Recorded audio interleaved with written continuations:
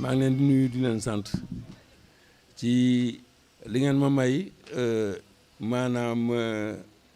ma mun a wax fii gëstu yi ma gëstu maanaam te yàlla dimbali ma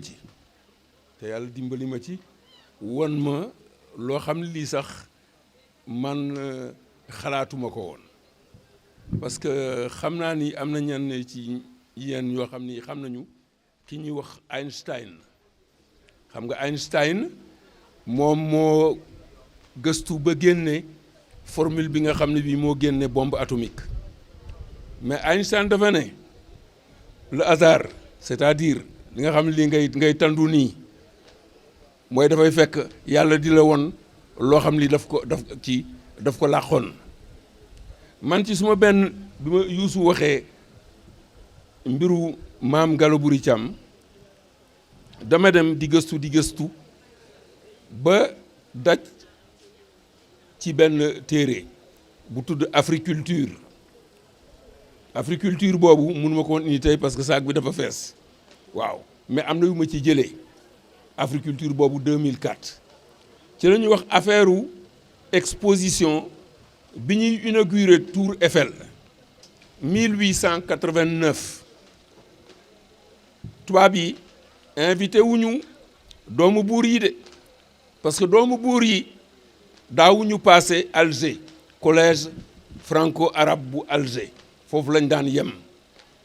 moom ak ñoom Samba Laobé Thiam ak kenn ku dudd Maxoro Jaw defe naa ñoom la ñu invité lu tax loolu mooy li Youssou wax ndax daf leen jaaxaloon li taxoon mu jaaxal leen 1889 li taxoon ñu fonk ko te tubaab yi 2003 génne nañ ko am na benn revue boo xam ne bii dama ko scanné ci suma téléphone yónnee naa ko tey ci suba yónnee naa ko Youssou yónnee naa ko Gallo waaw man dama ne woon Gallo dinaa la bett waa mbetteel boo xam ne dina la neex tubaab yi kooku depuis 2003 man maa ngi revue boobu tubaab yi seen bopp ñoo ne ñoom xeetu tëgg lañu man maa dem fii histoire générale du Sénégal xaw ma ndax bés boobu yaa nga fa woon. keroog jooju professeur Iba Der Thiam dem si yàlla si dafa jënd fukki ci téere yi le waaw pour histoire générale du Sénégal parce que dama laaj collègues yi man leen mais yéen est-ce que xam ngeen ni tubaab yi xeetu tëgg lañu est-ce que xam ngeen ni ay tubaab ñoo ñëw ay téere ay tëgg ñoo ñëw fii ah noot ñu te ba léegi ñooñu yilif tubaab yi ñoo ko wax ñoo ko bind revue boobu mu ngi tudd les métiers du fer nos ancêtres d'abord suñuy maam suñu cosaan suñu maamaati maam numéro 1 bi mooy les métiers du fer seen sant yi ay santu tëgg la ñoom ñoo ko wax nee nañu 75000 santu tëgg moo ci am 75000 waaw ñi sant Martin par exemple 62000 la ñu waaw santu tëgg yi li ko indi c'est que dañu commencé biñ demee ba 13e siècle mooy junni at ak ñetti téeméer yoo xam ni après juddu yonent yàlla Isa alayhi salaam xamatuñu woon naka la ñuy tuddee seeni doom parce que doom yi dañ doon bokk tur mais sant yi n'est-ce pas duñu leen mën a ràññale léegi nag ñu ne ku ci nekk pour ràññale la n'est-ce pas dañ lay santloo sa métier moo tax bi ñuy wax affaire u métier fii man dama doon reetaan ma ne arab yi dañu nee woon ah la vérité est comme le matin elle s'éclaire avec le temps maanaam dëgg waaw day mujj feeñ rek arab yi ñoo ko wax te arab yi ci seen bopp am nañu sant boo xam ni mu ngi hadaat ci arab mooy tëgg ñi ma gën a jàng alxuraan ñu ngi fii toog hadaat mooy tëgg ci arab ci biir alxuraan man suma alxuraan sorewul am na benn suratu hadid al hadid mooy weñ waaw weñ d'ailleurs correspondant wu France 24 bi nekk Washington Benjamin Hadid la tudd kooku juif la waaw léegi am na ci donc ñu commencé di santloo nit ñi métiers yi nga xam ni seeni maam moom lañ daan liggéey li seen maam daan liggéey li ñuy wax tey forgeron métallique forgeron métallique mais ñoom ñëpp liggéeyu tëgg la ñuy def liggéeyu tëgg la ñuy def parce que bu ñu newoon koo xam ni kii sa maam du tëgg du tëgg te jógewul ci cosaan doo liggéey chômage bi dina bari de waaw bu ñu newoon ngaay mexe koo xam ni kii sa maam du woon wuude doo liggéey chômage bi dina bari de mais tubaab yi ñoom yooyu bu yàgg lañ ko dépassé waaw parce que dañu xam ni te li mu wax léegi am lu mu wax loo xam ni lii ñun ñëpp dégg nañ ko bi muy wax ay maamam sunuy maam musuñu dugg ci ay njuuj njaaj walla yooyu mais xam nga yenn saa yi affaire prononciation rek maanaam mooy ràññale ñaari wax xam nga géer ak ger ma ni géer ak ger géer mooy ger de parce que mooy xëccoo nguur waaw moom mooy ger waaw loolu man maa ko wax waaw loolu man maa ko wax koo xam ni kii dafay liggéey toog ci mbaaram bu ñuy wax mbaar loolu aussi ci wolof la ndax tëgg yi ñu ngi jóge ci tukulóor yi ci haalpulaar yi dem ci wolof yi moo tax ñuy wax caam baylo buuru mbaar parce que baylo mu ngi jóge ci waylude ci tukulóor mooy soppi waaw mooy jël weñ nga soppi ko walla nga jël wurus nga soppi ko waaw loolu moo indi baylo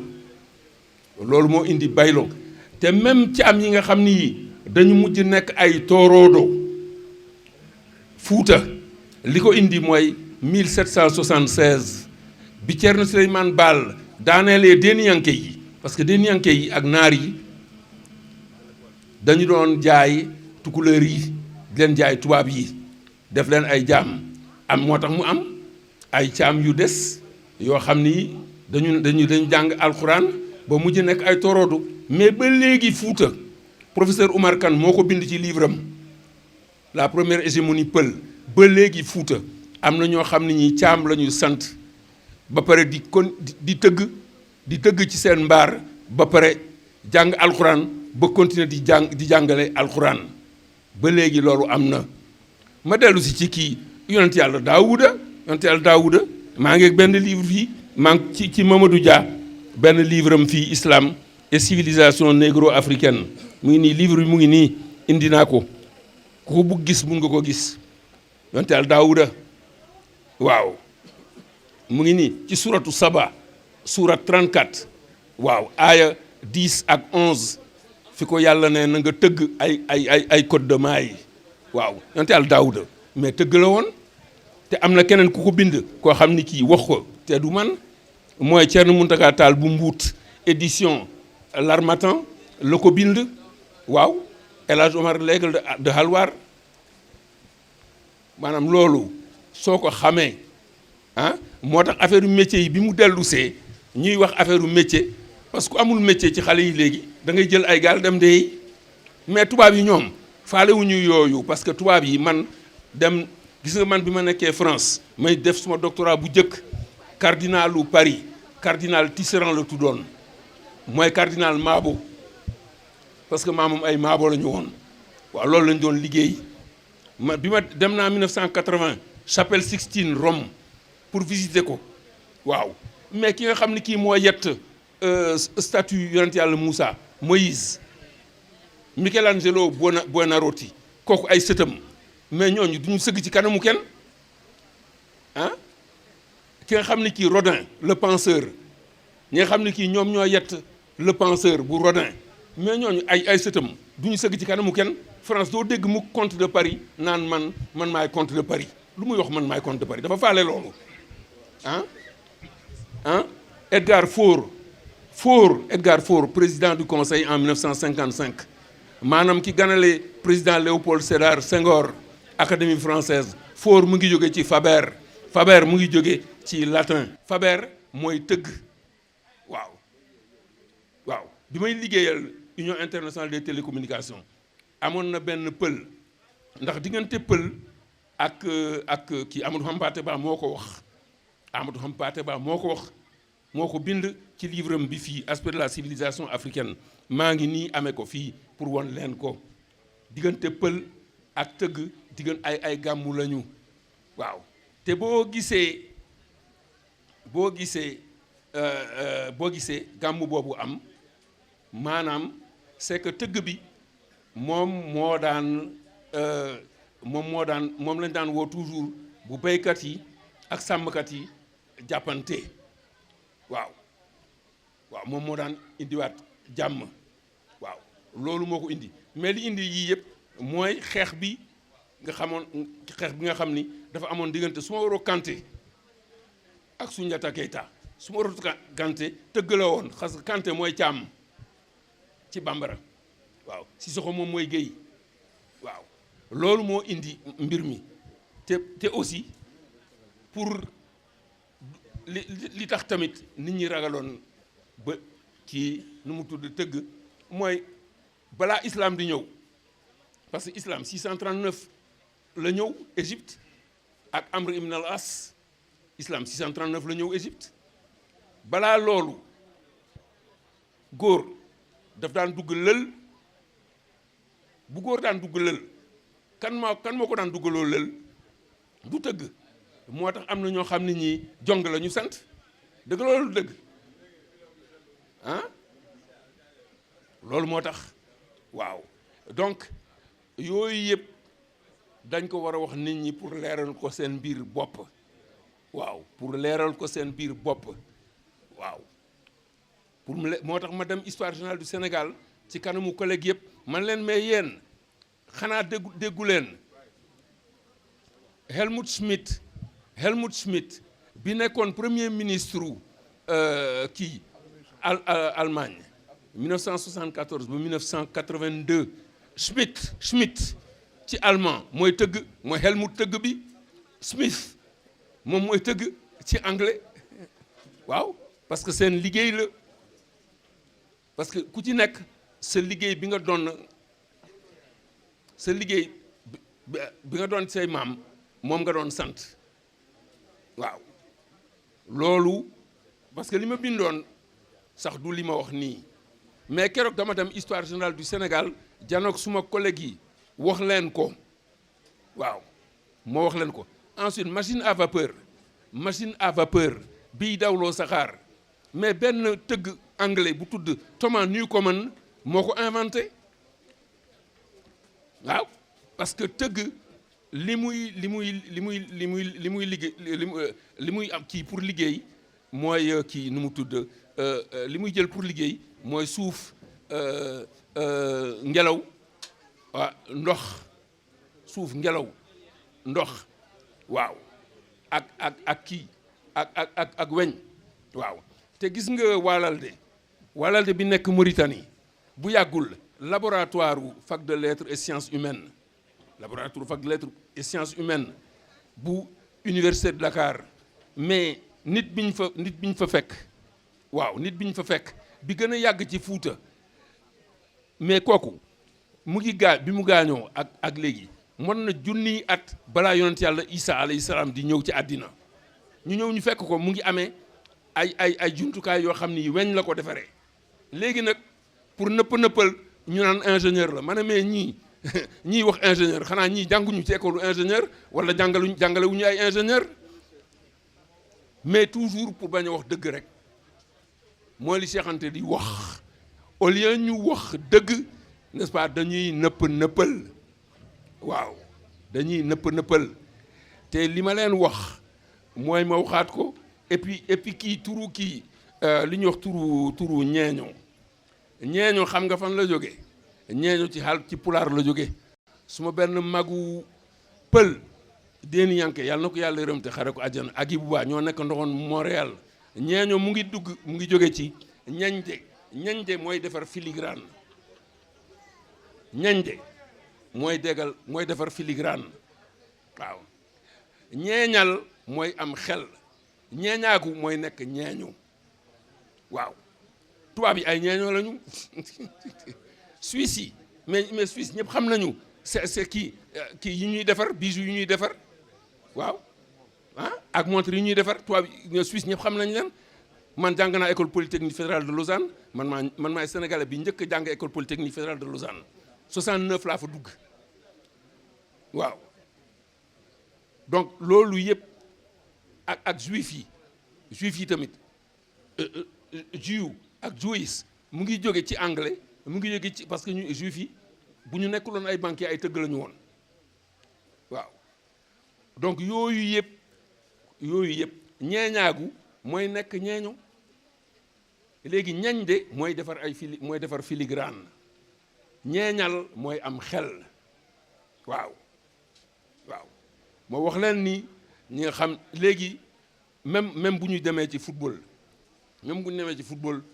bu nit dugalee benn but boo xam ne but bu rafet dañu naan mais c'est un bijou ah léegi ci français bu ñuy wax ne français yi bu ñuy wax même su ñuy wax mais yéen xam ngeen ko français yi dañuy wax c'est en forgeant qu'on devient un forgeron ñoom ñoo ko wax ñoom ñoo koy wax c'est en forgeant qu'on devient un forgeron ñoom ñoo ko wax ñoom ñooy wax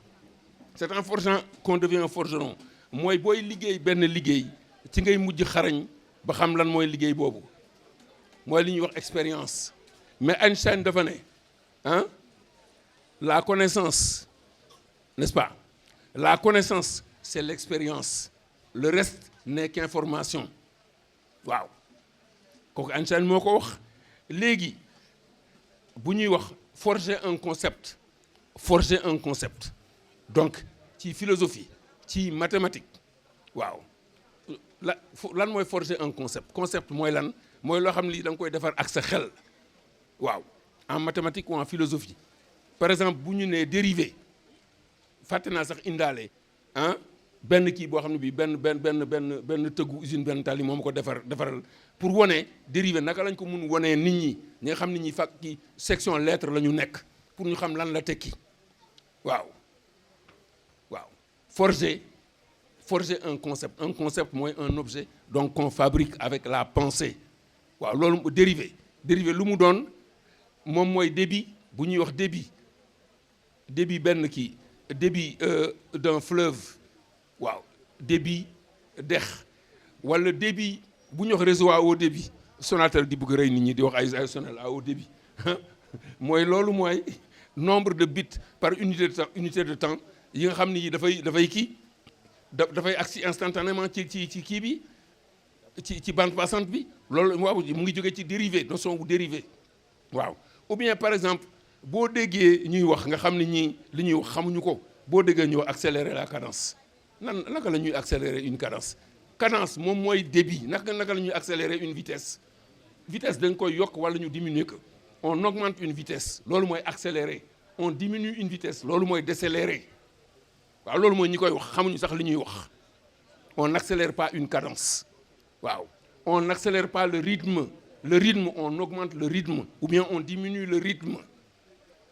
et puis am na leneen lu yuusu wax loo xam ne lii mu ngi ci livre bi fii bi ma demee Éthiopie comme expert wu Union internationale des télécommunications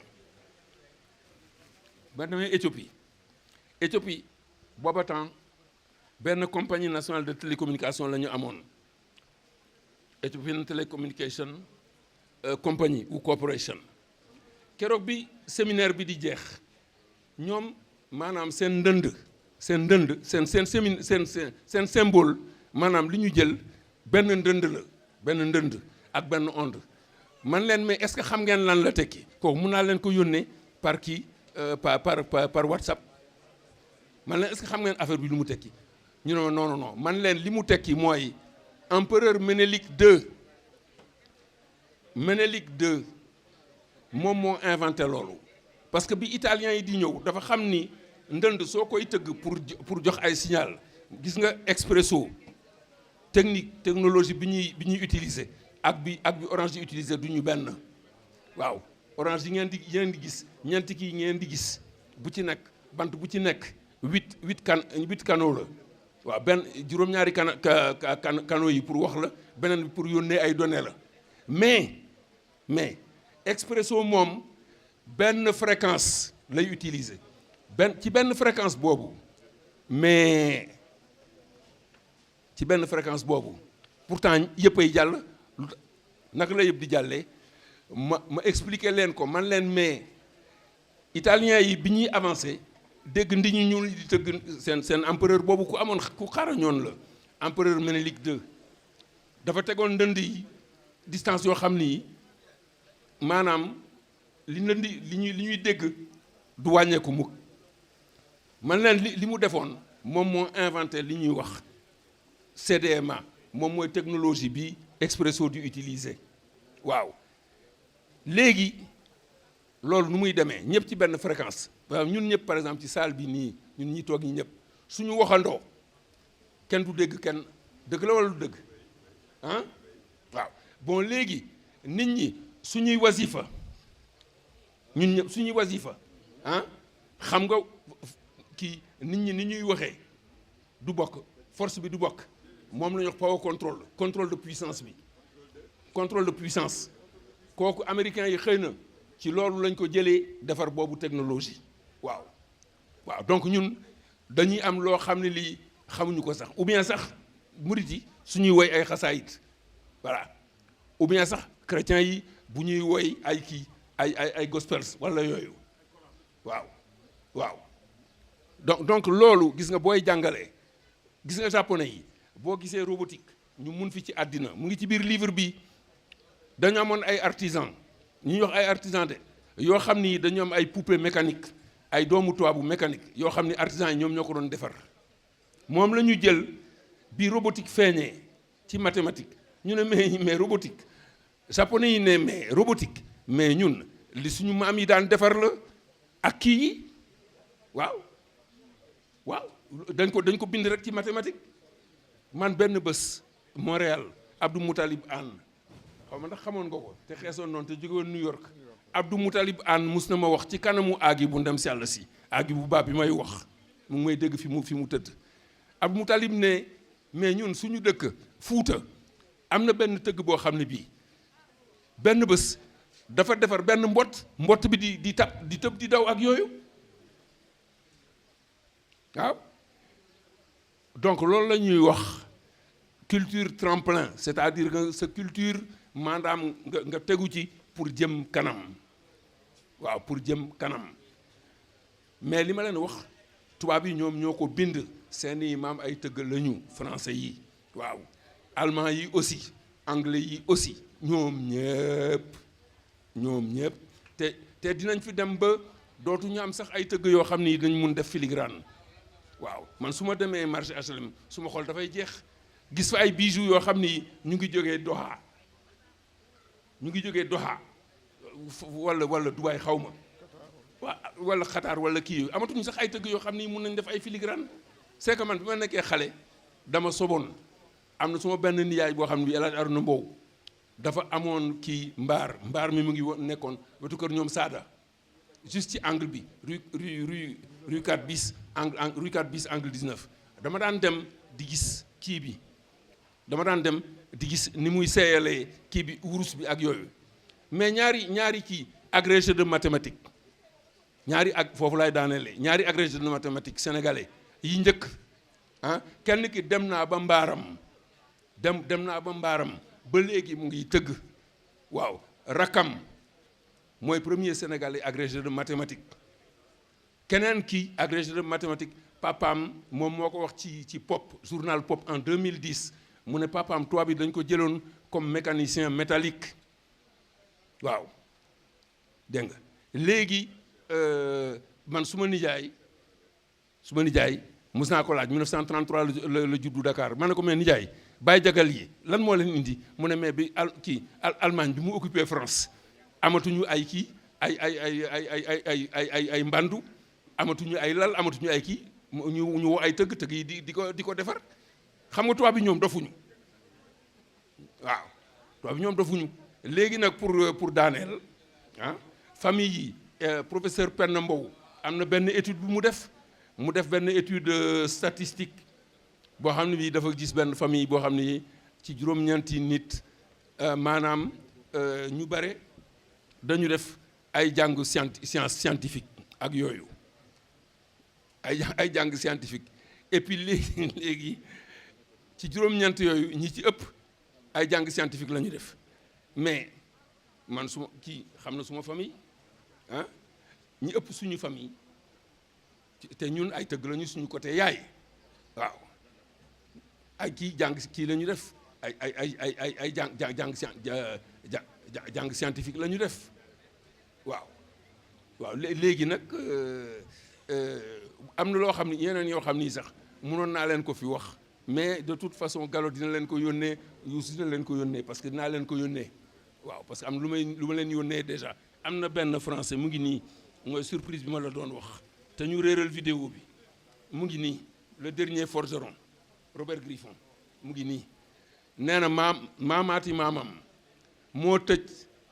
dernière forge dernier mbaar bi nekk France n'est-ce pas dans le Cher dans le département du Cher mu ngi nii mu jël ko def ko thèse u doctorat et puis football ñu dellu ci football bi Amara Traoré Guignon ñu ngi leen di woy les forgerons ay booru année 1700 yooyu la ñu créé forge u Guignon yi ba ñu def au 20e siècle acier inoxydable bi gën a kii ci àddina bi ñoom ay forgerons la ñu moo tax ñu leen di woyee les forgerons waaw defe naa et puis balaa kii ingénieurs yi mais Papa Gallo Thiam suñu premier ingénieur des travaux publics bi ñu am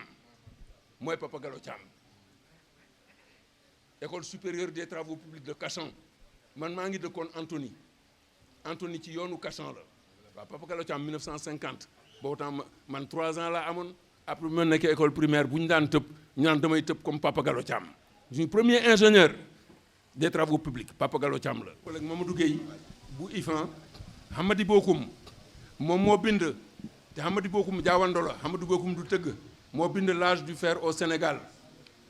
waaw ñi nga xam ne ñi ñoo njëkk def gouvernement Fuuta mooy jaawogo yi dañ daan seyloo kii weñ ba pare di ko tëgg ba pare Kolita Ngella bi mu ñëwee 1512 bi mu ñëwee Fuuta Weynde Jeng ñi sant Jeng Weynde Jeng bi mu jógee Fuuta ne moom du nangu Kolita Ngella yilif ko moom moo doon Farba Waalalde bi muy dem Kajoor xaritam tëgg bi mu àndaloon mu ngi tudd Xoose Ngisaan Caam loolu moo indi caam yi nekk Kajoor waaw. maa ngi nuyu ñëpp salaamaaleykum wa rahmatullah di leen sant bu baax a baax ci lii nga xam ne boole ngeen ma ci di ci jiital muy Gallo Boury Thiam nga xam ne moom la yàlla dogal moom la njëkk xam ci famille bi comme ni mu ko waxee école bi moom mooy tey benn école publique bi Sénégal am bi nga xam ne moom mooy représenter formation au métier de l'artisanat ñu créé ko depuis 1961 kon au lendemain des indépendances mu bokk ci premier établissement de formation professionnelle yi nga xamee ne président Léopold Sédar Senghor créé woon na leen jamono di dox ba 1987 le professeur Iba Der Thiam ministre de l'éducation nationale jël école bi tuddee ko Gallo Boury Thiam alors bu mu ko tuddee Gallo Boury Thiam loolu du hasard aussi parce que yéen ñi nga xam ne yéen a bokk ci famille am xam ngeen ci jamono moom bu ñu la waxee 1848 ba 1925 loolu avant indépendance kon jamono tubaab yi la woon mu nekk ci métier boobu ñuy wax bijouterie am taxawaay bu mu ci am bu ko tax ñoom ñu ràññee ko ba defal ko ci décoration yu bari kon bu ko le ministre Iba Der Thiam tuddee école boo xam ne boobu la Sénégal am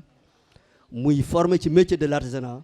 foog naa ne loolu defal na lu rëy famille yu Gallo Boury Thiam kon bi jamono di dox ba Gallo moom ci boppam mu ñëw fekk ma ci école bi ne ma moom petit fils su Gallo Boury Thiam la te dafa bëggoon féddaliwaat kóllëre famille bi ak école bi comme seen maam moom moo doon parrain wu mooy parrain wu école bi kon am na solo lool pour que famille bi xam ne defal nañ seen maam lu rëy et kon dañoo war a ànd pour école boobu ñu doxal ko parce que it comme niñ ko xamee école yi mooy ñun ñi fa nekk wante communauté extérieure bi ñun ñëpp ñooy bokk école yi pour war koo doxal kon nag foog naa ne gis-gis boobu mu am gis-gis bu baax la gis-gis bu rafet la te ñi nekk ci biti ñi nga xam ne ñoo war a jàpp ci école boobu pour mu dem foog naa ne famille yu Gallo Boury kenn waru ko ci jiitu parce que loolu toujours mooy tax ñuy màggal seen maam xam nga li soxna Touré madame Touré li mu wax nii léegi beneen école dina juddu boo xam ne dinañ ko tuddee kon mu nekk beneen turandoom ci milieu éducation et formation professionnelle kon loolu lu mag la loo xamee ne nekkul ne ku ko bëgg rek am ko waaw donc loolu taxawaayam moo indi loolu kon nag bu ko defee occasion bii ñu am comme ni ma ko waxee démb bu ma woowee waxoon na ma ko fan yële démb mu woowaat ma pour feddali loolu ne il faut man ma teew fii pour mën a wax ak famille bi ci école bii nga xam ne tey jii moom mooy seen maam école bi du bi métier yi muy formé ci artisanat dafa bari et comme ni ma ko waxee tey mooy unique établissement ci Sénégal pour ne pas dire l'Afrique de l'Ouest fooy mun a am diplôme d'état ci yenn métiers yi parce que it comme niñ ko xamee métiers yi lu ci gën a bari dañ ko mos a jàppee effectivement ay askan ñoo ko doon moom wante tey jii jamono dox na ba nga xamee ne nit ñi comprendre nañu importance su métier tey jii li may am tey CFA te di ko wax partout mooy tey jii dañ fay recevoir ay étudiants ay ñu nekk année de licence ay titulaires de master daaw promotion bi génn daaw ci bijouterie Gora Kane bokk ci moom il est titulaire d'un master en nutrition de Gaston Berger et il est venu faire un BP brevet d'études professionnelles en bijouterie et il est sorti l'année dernière donc c'est pour montrer aujourd'hui importance yi nga xam ne métiers yi am nañ ko ba ñëpp comprendre nañ ko léegi ba ñu ngi daw si ci wuti métier bi kon ni ma koy waxee rek jamono dafay dox nit ñi di gën di comprendre mais tey jii bijouterie boobu am foofu dañ fay former menuiserie bois ak sculpture dañ fay former poterie céramique dañ fay former cordonnerie maroquinerie ak ay métiers maintenant yu ñu wax de l'artisanat de service ay maintenance muy électricité muy informatique yooyu dañ ko fay former mécanique mais yii nga xam ne moom mooy ci laa gën a teg sama loxo gën ci jafandu mooy métier de l'artisanat yooyu di ci def benn promotion pour que vraiment métier yooyu nit ñi gën ko comprendre gën a xam importance am mais école bi gën a am parce que ñoo gën a néew effectif ci métier yi fa nekk couture aussi am na fa bokk na ci presque ceeru effectif école bi léegi loolu moo tax ma bëgg bijouterie boobu nga xam ne te yàlla dogal na seen maam moo ko taxoonte ñu jëmmal ko ci tubaab yi loolu mu nekkoon ngeen mën a jàppale filière boobu yeneen filière yëpp am nañu bu ñu génnee boo ko xoolee ju gën a bëri maanaam bu ñu bëggee def stage ci atelier yi ñuy dem mun faa def stage mais nag dafa jafe ci bijouterie parce que ba léegi dañoo xaw a fermé wu waaw ba léegi quand même dañoo xaw a fermé wu ci ne jàpp mbaar mi ñi ci bokk rek ñoo war a dugg foofu alors que tey modernité bi toll na foo xamee ne xale yi dañ koy jàng ni ñuy jàngee yeneen métier yëpp di jàng technologie di def analyse de fabrication mu ànd ak métier technique yi dessin d'art ak pratique bi ak yeneen métier yi ñeneen yëpp la ñu jàng gestion yëpp dañ koy jàng kon moo yëpp métier la comme yeneen yi kon mais jafe-jafe mooy xale yi dañuy calculer tamit boo fa nekkee pour nga am stage sax problème la parce que ñi ci jot a am ay atelier du ñu nangu presque xale yi dugg seen atelier kon ba léegi dañoo tëju comme yàlla dafa dogal nag ma jàkkaarloo ak yéen loolu benn plaidoyer bu may def pour nag ngeen xam ne jamono dox na métier la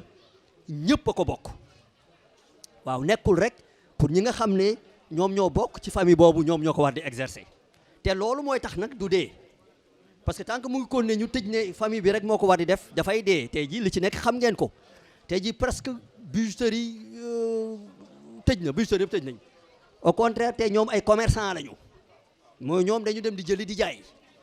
mais quand à toog nag di defar tey néewati na ñi koy def kon loolu dafay rey métier bi alors que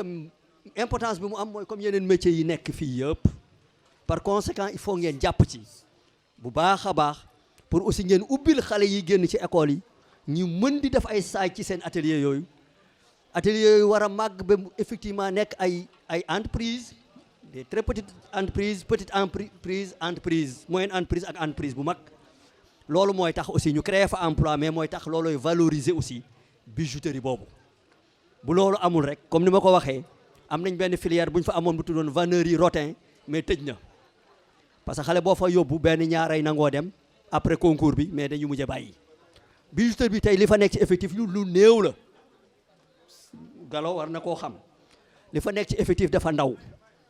te foofu aussi da nga fay fekk xam naa seen mbaar yi yaakaaruma ne jigéen dina fa nekk mais foofu métier la xale yi dañ koy jàng ay jigéen ñu nga fa di jàng bijouterie partenariat bi ñu amoon nag canadiens yeeg américains yi di fi doon ñëw chaque année bokkoon nañ ci li leen gën a sawarloo ci bijouterie bi mooy ni ñuy ñëw di fekk ay jigéen yu jàng métier boobu ñu ne même chez eux ça commence à se développer là-bas xam naa nag loolu am na yu bari il faut ñu dépasser ko léegi pour aussi tey ji bu jigéen waroon mun a ñëw aussi ci benn atelier bijouterie ñu war ko mun a xajal mu def fa stage parce que loolu day dëgëral seen métier loolu daal plaidoyer la boo xamee ne man maa ngi ko doon def ci métier bijouterie bi parce que tey jii bokk na ci métier yi nga xam ne buñ ci defal attention ci tëj lay mujj ci école bi loolu mooy benn bi ñaareel bi nag mooy fu ma commencé woon mooy di leen tàllal loxo pour ngeen gunge école bi ni ko sëñ bi waxee léegi amul benn gouvernement bu mos a am fii boo xamee ne ku bokk ci famille ni mu koy wax balaman sa bokk ci te nekkul bokk pour bokk ay borom xam-xam lañu kon loolu man xam naa loolu war ngeen ñu leen di ñaan ngeen jàppale école bi ci mun a am sax ay partenariat ci réseau relation yi ngeen am pour que loolu gën a màggal école bi loolu daal vraiment moom mooy li nga xam ne moom laa ci bëggoon sànni di dellu gërëmaat madame Touré ñoom ñëwoon nañ ci école ba ak Gallo ak Youssou Diop tey portrait bañ fa def maam Gallo Boury Thiam ñoom ñoo ko fa indi tey jii ku dugg ci école ba bu fa duggee dina gis portrait bu mag bu Gallo Boury Thiam jël encore benn somme bu takku jox ko école bi vraiment pour jàppale ko loolu ñoom ñoo ko defoon au nom de la famille kon loolu il faut aussi ma témoigner leen ko ngeen xam ko ñu ko ne di leen ñaanal yàlla ñaanal ñëpp yàlla at bii ñuy dugg nii ñu commencé tey jii mu coïncider aussi ak anniversaire premier bu maam Gallo mu nekk atu jàmm atu wér feebar bii nga xam ne moo fi nekk aussi lëmbe àdduna yàlla musal ñu ci ñun ñëpp yokk xéewal yi et def tàppe xol yëpp ñëpp bokk nekk benn jërëjëf Gallo je vous remercie madame Touré. may leen ko loxo waay. Je me présente, je suis Ndeye Madjiguène Ndiaye, madame Touré Madjiguène, fille de Adjaratou Aïda Thiam Senghane, fille de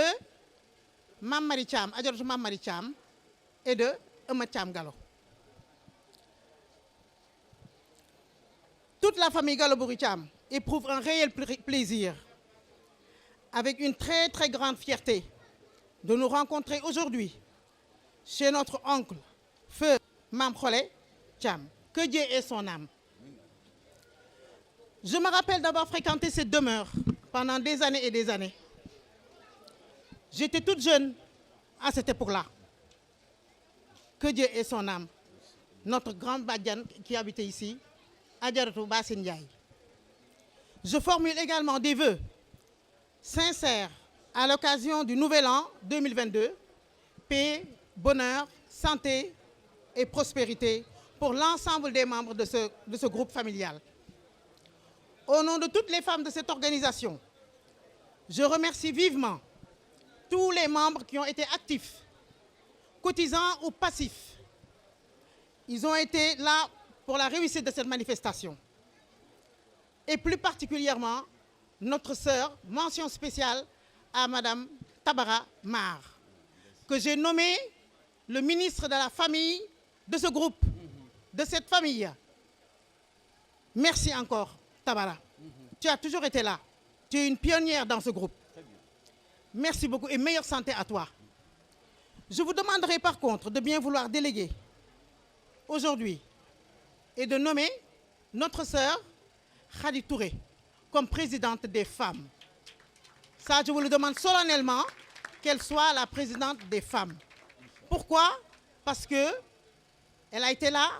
et c'est elle qui a créé ce groupe. Donc, je vous demande solennellement de l'accepter et j'espère qu'elle ne va pas la refuser. Je voudrais également adresser mes sincères remerciements à nos généreux donateurs qui se reconnaissent sans pour autant nommer leur nom.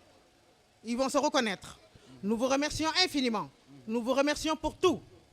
Merci encore. Merci beaucoup. Je voudrais informer une bonne nouvelle également. Vous savez très bien qu'il y a le directeur du centre qui est là à côté de moi, du centre artisanal de Gallo-Boury. Et bientôt, il y aura un collège privé, enseignement secondaire, qui va naître bientôt. Et qui s'appellera, et qui portera le nom de notre aïeul Gallo-Boury Thiam. Après avoir remercié nos généreux donateurs, je voudrais remercier notre serviteur de tous les jours, qui est à ma gauche, M. Gallo Thiam. Papa Madou, Wagan Thiam, Ibrahima Thiam, Youssou Diop, Fadel et tant d'autres que je ne peux pas citer ici. 1000 fois merci pour le travail colossal que vous avez accompli durant toutes ces années. Merci encore. Je ne saurais terminer mon propos, bien entendu, sans adresser mes remerciements également à quelques grandes dames ici présentes, dont Adja Boury Thiam, qui nous a fait l'honneur de nous préparer le repas d'aujourd'hui, Kiné Diop, Anta Seck, Ndate Gueye, Khady Touré et Adja Ngone Gueye. Je vous remercie infiniment pour tout et merci de votre attention. mi ngi leen di sant mi ngi leen di gërëm. nee na nuyoo bi mi ngi koy teg ci loxo kilifaam yi nga xam ne yu góor yu jigéen yi fi teew ak ñi am ngant te ñëwuñu. nee na lii nga xam ne moom ngeen ko jël teg ko muy njiit bett na ko kontaan na am na émotion ba xamul nan lay génne ay kàddu ci làmmiñam. nee na mi ngi gërëm Gallo Thiam mii toog ci wetu càmmoñam. nee na dëgg buñ koy wax groupe bii nee na même bu fekkee ne moo ko sos ubbi ko Gallo Thiam daf cee am taxawaay bu mat sëkk. nee na bu doon moom rek le groupe bi du egsi fii. nee na ginnaaw yàlla mi ngi gërëm Gallo Thiam mii. nee na mi ngi jël ay ngërëm di ko jëmale ci jigéen ñi wante mi ngi koy teg ci Adja Ndey ma jigéen madame Touré. nee na mi ngi gërëm seen mag nag Tabara Maar mi nga xam ne dafa am ngàdd. di gërëm nee na frère am Youssou Diop. di ko gërëm di ko sant nag ci taxawaayam.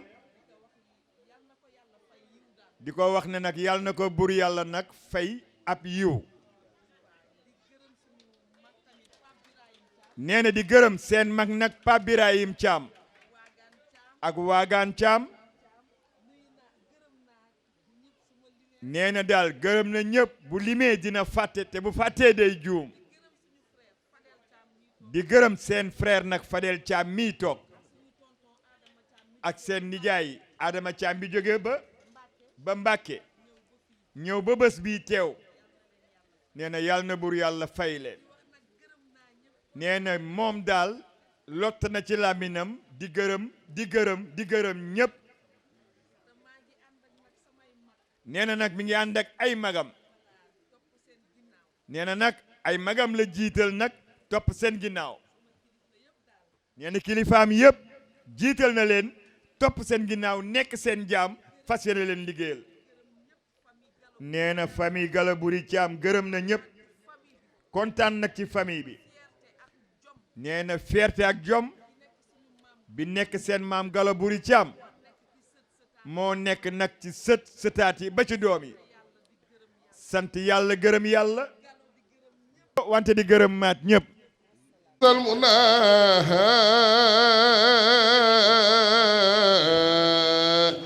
daarul habibi qulubuna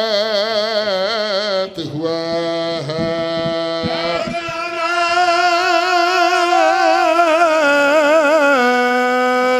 fi alghina wa kazal muna na ñëpp def nii ci yonent bi قلوبنا تهوى لو ما نايل تهميم المزايا يا ويما نايل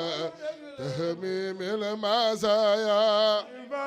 ويلنا ما نايل يا شيخ الخليفة والشيخ سرجم باي معنا لولو دقل من طالب شيخ دفلني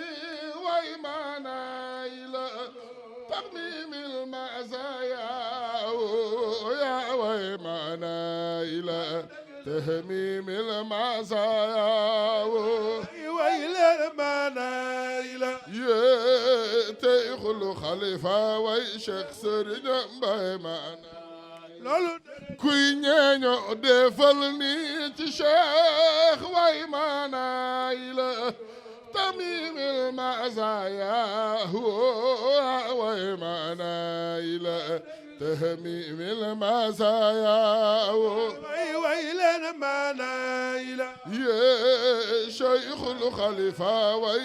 sëriñam bay maanaay la dagala mi min maza خليفة وي الحمد لله هذا شيخ رباه خير الوجود الذي أعلاه مولاه خليفة وي لنا مانا يا ماذا يا وإيمانا إلى طالب شيخ دفلني ربابي لا خلوة تن أصحابه علنا قد تستقاموا يا لله من خاف وي لنا ما نايل أو تهميم المازا يا وي ما نايل تهميم طالب شيخ لخوتك ونال الخلافة قد شاعت وراثته أعطاه ختم من الرحمن والجاه وينا للخلافة أواي قد شاعت وراثته أعطاه ختم من الرحمن ين طالب شيخ دفلني أعطاه ختم كدل شيخ دقولو آتاه ختم من الرحمن والجاه باوي آتاه ختم كدل شيخ دقولو آتاه ختم من الرحمن والخليفة ويفعلا يماثله بحر لا مدد صاحب على الجود حقا من ساقايا لا يماثل بحر أواي لا مدد صاحب على الجود حقا من ساقايا ومدى في بيت لا يلاج شمبك جرى يا كار في أقفل سيدنا محمد شيخ بابا صلي على محمد سيدنا بلاي سما تشانغا جلاج شمبك جرى يا كار في أقفل سيدنا محمد صلي على محمد سيدنا محمد مبرم توبا جرياكا